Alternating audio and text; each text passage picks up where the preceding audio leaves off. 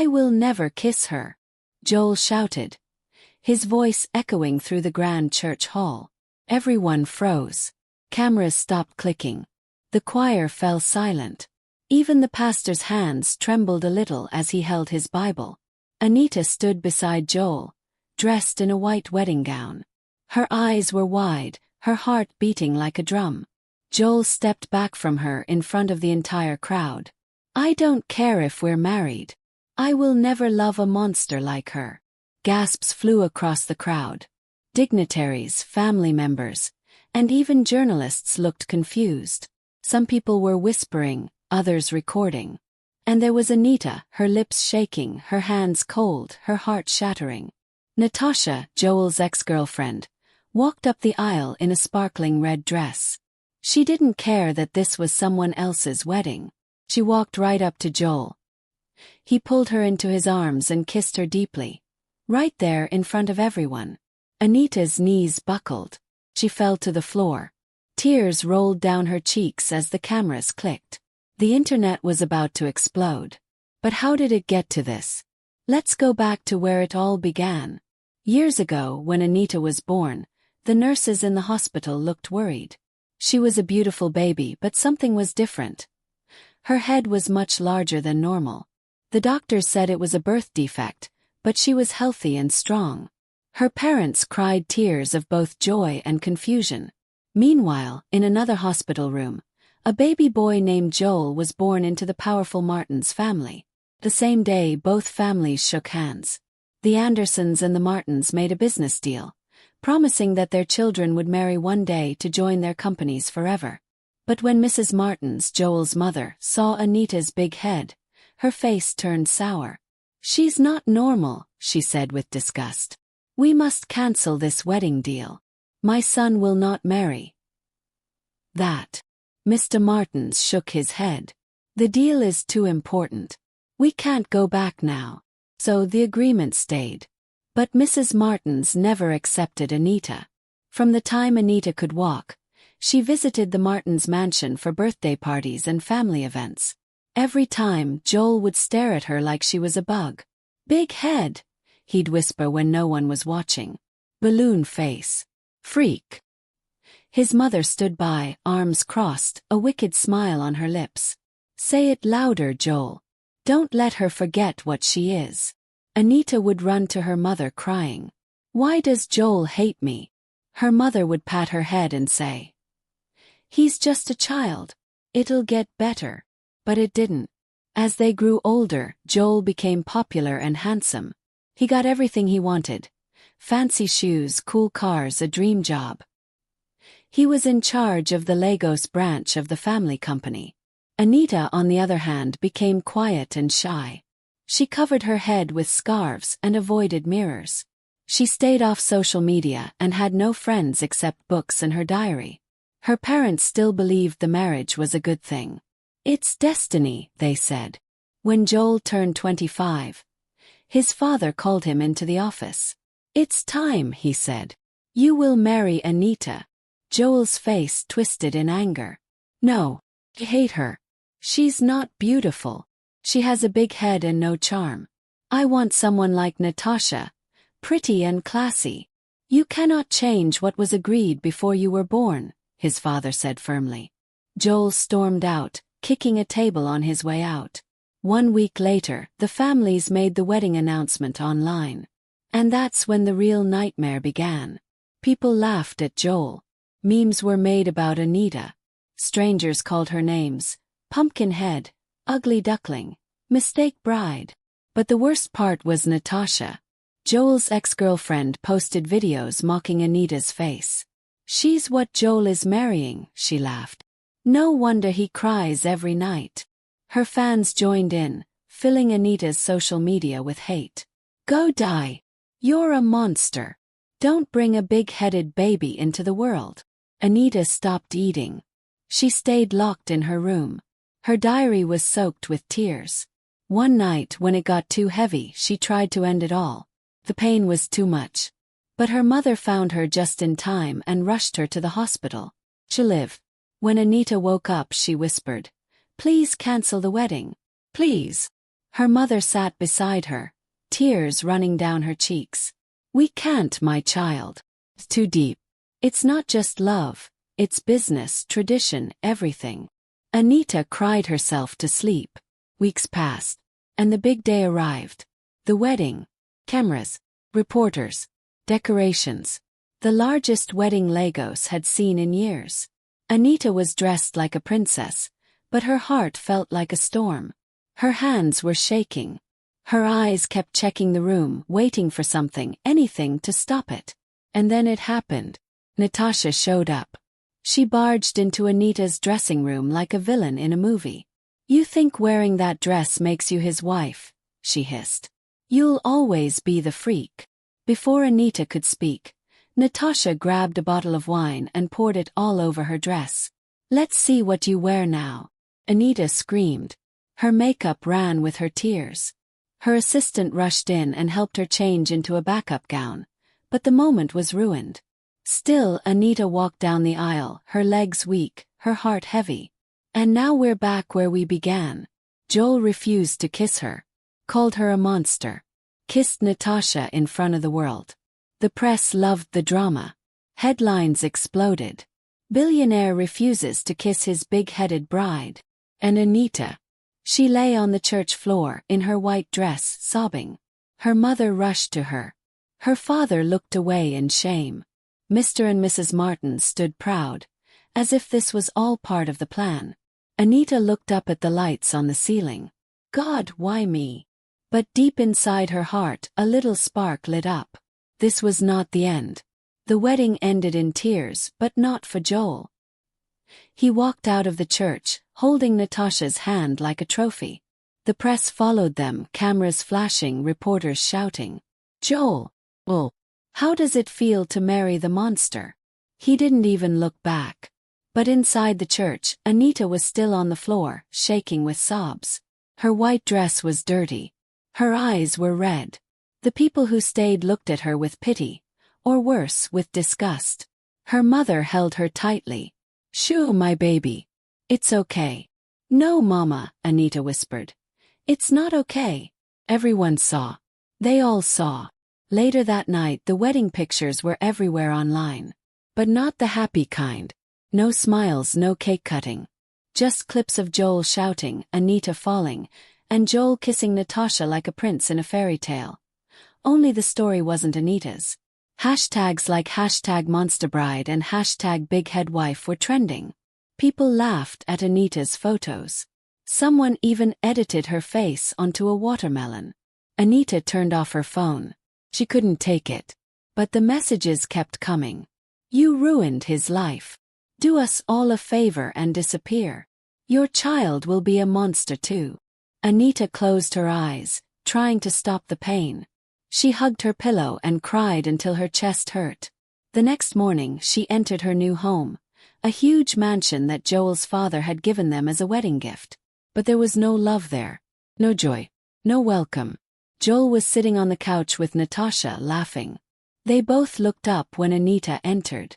"Oh, look," Natasha smirked. "The creature walks." Anita said nothing. She walked past them, her head low. Joel laughed. "Don't break the mirrors with your big head, wife."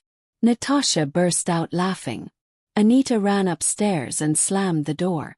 She wanted to scream, but what was the use? This wasn't a marriage. It was a prison. From that day, Anita lived like a ghost in her own home.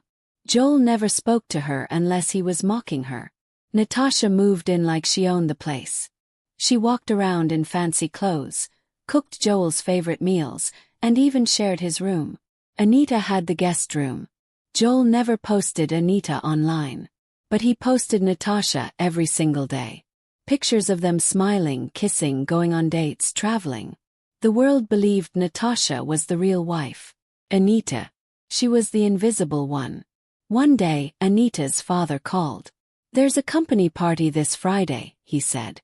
"You must be there." "But Papa," Anita began.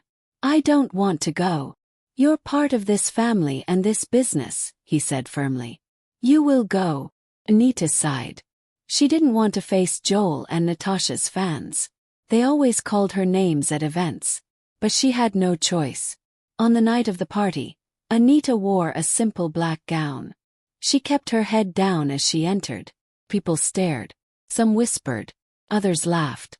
Joel was already there, dressed in a sharp blue suit.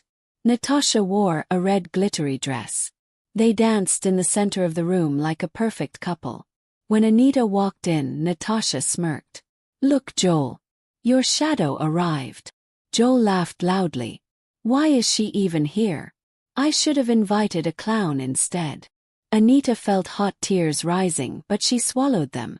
She found a corner to hide in, pretending to sip juice. The party was long. People didn't speak to her. They avoided her like she had a disease. Even when her father came to check on her, she forced a smile and nodded. But deep down she was breaking. Then one night something changed. Natasha had traveled for a short trip. Joel came home drunk, his eyes bloodshot, his breath smelling like alcohol. Anita was in her room reading when the door burst open. "What do you want?" she asked, standing up. Joel didn't speak.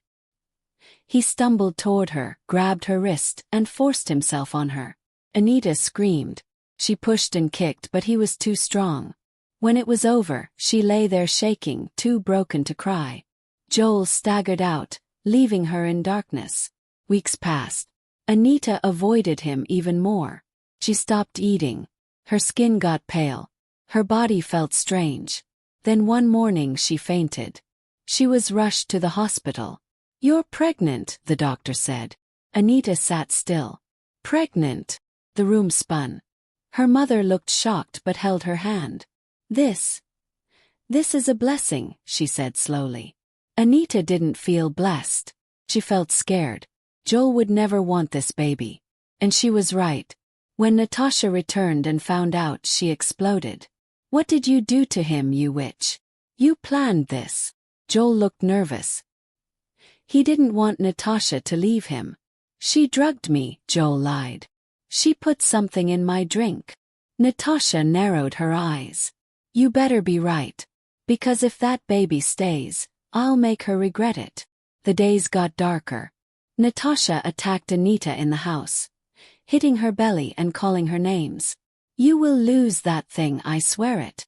But Anita held on. She stayed in her room, praying and protecting her unborn child.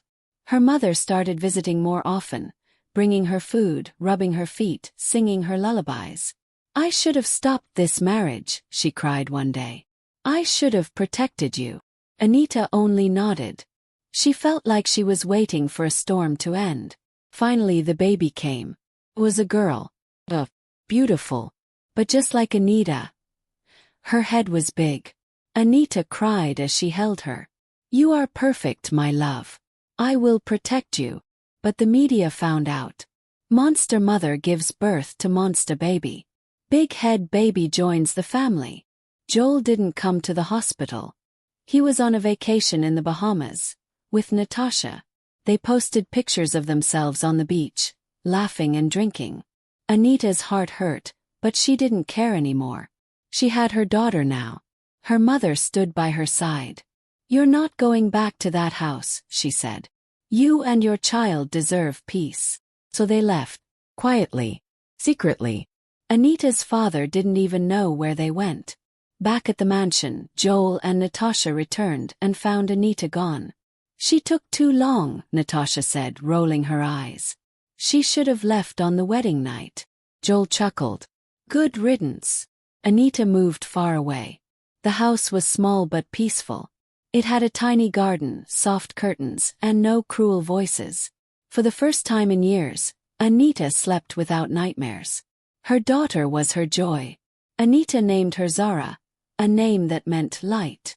Even though Zara had a big head like Anita, she was always smiling. Anita would kiss her cheeks and whisper, "You are not a mistake. You are magic." Zara giggled, waving her little arms in the air. Anita's mother lived nearby. She came over every day to help. They laughed. They sang. And slowly, Anita started to feel human again. But deep in her heart, she still carried the scars. One day at the hospital, while checking on Zara's health, the doctor looked thoughtful. Her head is big, but her brain is healthy. There's something we can try. What do you mean? Nita asked. There's a surgery. It wasn't safe back when you were a child, but now it's possible. We could reduce the head size and shape it properly. It won't change who she is, but it might stop the bullying. Anita's heart skipped. She remembered her past. Teasing. Names. A shame. Can you help her? She asked, hopeful. Yes, the doctor smiled. We can try. Anita looked at Zara. You won't suffer like I did. But that night something tugged at her mind. What if I do it too? She whispered. She went back to the hospital and told the doctor her idea. It's risky, he said. But if you want to, we can prepare you as well. Anita nodded. I'm tired of hiding. Over the next few months, Anita and Zara went through tests, treatments, and finally, surgeries. It was painful. There were days Anita cried from the pain. But she looked at Zara, also healing, and stayed strong. You are my reason, she whispered every night to her daughter. After the bandages were removed, Anita looked in the mirror, and for the first time ever she smiled. She was beautiful, truly. Her features were soft. Her face was elegant. Her eyes, always lovely, now stood out clearly. Zara too looked like a little doll. Still smiling. Still her mother's joy. Anita cried not from pain but from freedom. 3 years passed. Anita stayed offline. No one knew where she was. No one even knew what she looked like now. She worked from home, writing children's books under a fake name. Her stories became popular. Some were turned into animations. She was making good money. She bought a new car, painted her house, enrolled Zara into a good school. Her mother was healthy. Her heart was full. She no longer needed Joel. She no longer feared Natasha. Until one day, the world found her again. It happened by accident.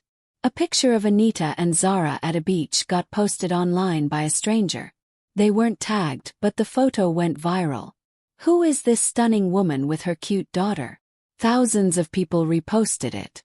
Even Joel saw it. He stared at the screen, his mouth open. That face.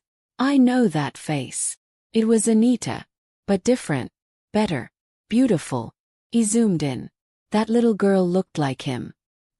His hands began to shake. Joel called every contact he had. Private investigators, reporters, even Zara's old hospital. He wanted to find her. No, he needed to find her. Natasha noticed. Why are you acting strange? She asked. Joel ignored her. The more he searched, the more obsessed he became. Every night he stared at the photo. Every night his guilt grew. He remembered the wedding, the church, the cruel words. Did I ruin her? Meanwhile, Anita knew the photo had gone viral. Her mother called her, worried. Do we leave again? She asked. Anita shook her head. No, not this time. She stood in front of her mirror. No more hiding. She reopened her social media account, changed the profile picture to her new face. And just like that, the internet exploded. Wait, is this the same Anita? How did she glow up like this? She's more beautiful than Natasha now. Messages flooded in. Supporters came rushing in. People apologized for the past. But Anita stayed calm. She didn't respond to the noise. She only posted one sentence. The woman you mocked is now the woman you wish you had. Joel saw the post. He felt like the air had left his lungs. He tried to call her. She didn't answer. He drove to her old house. She was gone. He checked the office. Her name was removed from the records. For the first time in his life, he was powerless. Back at home, Natasha noticed everything. She's back, isn't she? Joel didn't answer. Natasha clenched her teeth. She's not getting you back, Joel. I'm the one here. I'm the one you love. Joel sat quietly. But his mind was far away. That night, Natasha searched for fertility pills. She had been trying to get pregnant for over 2 years with no success. Nothing was working. She stared at her stomach, angry. This is the only reason he still looks at her, she hissed. That baby. She didn't care about the child. She only cared about winning. She took more pills.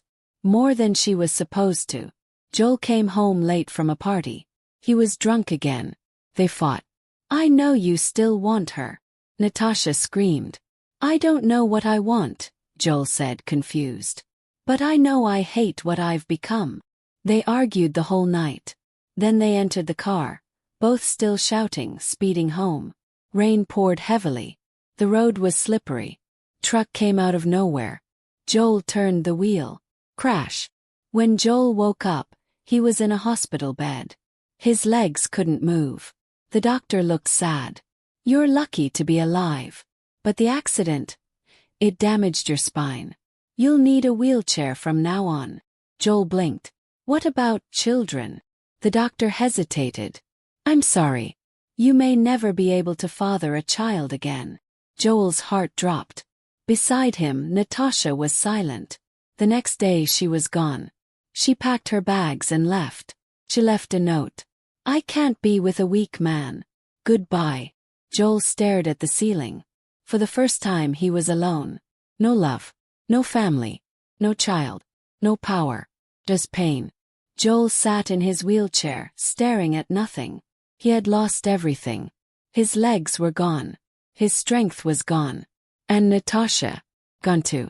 The woman he once mocked was now a queen. And the woman he chased had left him broken. He scrolled through Anita's pictures again. Her smile glowed. Her skin looked soft and golden. Her eyes sparkled with confidence. And beside her, her daughter laughing. His daughter. Joel covered his face with both hands. For the first time in years he cried. But this time no one comforted him. No mother. No Natasha. No one. Far away in her quiet home, Anita sat on the floor playing with Zara. Mommy, why are people calling you pretty now? Zara asked, blinking her big eyes. Anita smiled gently. Because they're finally seeing what was always there. Zara tilted her head. But I always thought you were pretty. Anita hugged her tightly. You are my heart. She was no longer the broken girl who cried every night. She had grown strong, stronger than ever. With the success of her books and her new beauty, brands had begun reaching out. They wanted her to be the face of campaigns. They wanted her story. She politely said no to most. She wanted peace. But one offer caught her attention. It was a charity organization helping bullied children. She accepted. She gave speeches. She told her story. She helped other children like her feel seen. People loved her. Back at home, Joel's family was falling apart. The Martins company was losing deals. Investors were pulling out. Why? Because the Anderson family, Anita's family, was refusing to renew the business partnership. Mr. Anderson stood in the meeting room, silent but firm. My daughter will never suffer again, he finally said. We are ending this partnership. Mr. Martins looked stunned. But you can't. Think of the company. Mr. Anderson looked him in the eye. We thought of the company. Now we will think of our daughter. Mrs. Martins tried to speak, but no one listened. Her face was pale. Years of pride had come crashing down. When Joel heard the news, he was shaking. No, please. Not the company too. His phone rang. It was his father. You ruined us, his father growled. You couldn't love her, and now we've lost everything. Joel shut his eyes. Everything he once mocked had turned to gold. And everything he once worshipped had turned to dust. But Anita wasn't thinking about revenge. She was thinking about the future. One afternoon her mother called her outside. Someone was waiting in a suit. Who is that? Anita whispered. The man stepped forward. Ma'am, I'm from Golden Foundation Awards. We're honoring you as Woman of the Year. Anita blinked. Me? Yes, he smiled. For your strength, your work with children, and your story. You've inspired millions. Anita didn't know what to say. She looked at Zara, who was clapping her little hands in joy. "Mummy's a star," she cheered. The night of the award ceremony came quickly. Anita wore a deep green gown. Her hair was styled in soft waves. Her lips were pink like roses. She looked like royalty. As she stepped on stage, the crowd stood up and clapped. Some had tears in their eyes. Others shouted her name. She held the microphone. Her hands didn't shake anymore. "When I was a child," she began, "I was mocked. I was laughed at. Even by the person who was supposed to love me." Pause. "But I survived. I turned pain into power. And now, I raise a daughter who will never feel like she's not enough." The whole hall stood again. People were crying. Reporters flashed cameras. It was Anita's night. Joel saw it all from his hospital bed. He watched the live stream. And cried. He whispered, "I did this to myself." He reached for his phone and typed a message. "Joel. Anita, please. I know I don't deserve anything. But if I could see Zara. Just once, please." He stared at the message, then hit send. No reply. Day passed. Still no reply. Another day. Nothing. Joel was now nothing more than a man in a chair, alone with his regrets. Meanwhile, Anita was getting ready to move again. Not because she was running, but because she was growing. She bought a bigger house. One with a backyard and a swing set for Zara. Her books were now sold internationally. Schools invited her to speak. Magazines wanted her story. But the biggest change. Anita had found her smile again. Real. True. One Sunday morning, as she walked Zara to the park, she saw a boy crying alone. His head was shaped differently. Anita knelt beside him. "Why are you crying?" she asked gently. "They laughed at my head," the boy sniffed. Anita held his hand. "You know what? My head used to look like yours." The boy looked up surprised. "Really?" "Yes. And now I help kids like you smile again." The boy smiled. Zara walked up beside them and gave him her lollipop. "Don't cry," she said. "You're not ugly." That day, Anita felt something rise in her chest. She wasn't just healing herself. She was healing the world. Later that night, as she read a bedtime story to Zara, her phone buzzed. It was a message. "Joel, please. Sorry. I lost everything. You were the best thing in my life. Please take me back." Anita stared at the screen. She thought of the wedding. Tears. Pain. The night he hurt her. The nights he let Natasha hurt her. A shame. She held her daughter close. "No," she whispered. She deleted the message. And turned off her phone. Some stories end with a kiss. Some end with a wedding. But Anita's story. It ended with freedom. And a new beginning. Joel sat in silence. The room was cold, but not as cold as his heart felt. The message he had sent Anita was gone. Not replied. Not even read. Just deleted. He could feel it. She had cut him off completely. "No," he whispered. "She was supposed to give me a second chance. But she didn't. And no one else wanted to." Days turned into weeks. Joel was stuck in the wheelchair, unable to walk, unable to stand. The once proud, powerful billionaire was now ignored. Investors had left. His business meetings were cancelled. His phone barely rang. His mother, Mrs. Martins, was losing sleep. She hadn't expected the Anderson family to really cut off the business partnership. The Martins' empire was now crumbling. "How could you let this happen?" she hissed at her son. "You let her escape, and now look at us." Joel stared at her, lifeless. "You made me hate her. You made me blind." Mrs. Martins opened her mouth to shout again, but stopped.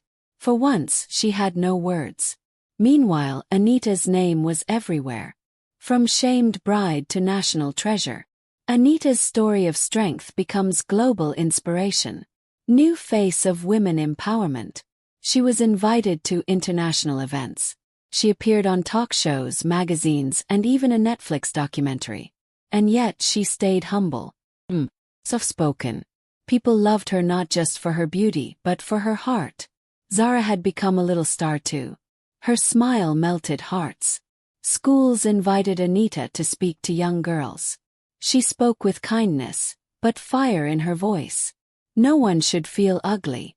No one should be silenced. I was once laughed at. But I rose.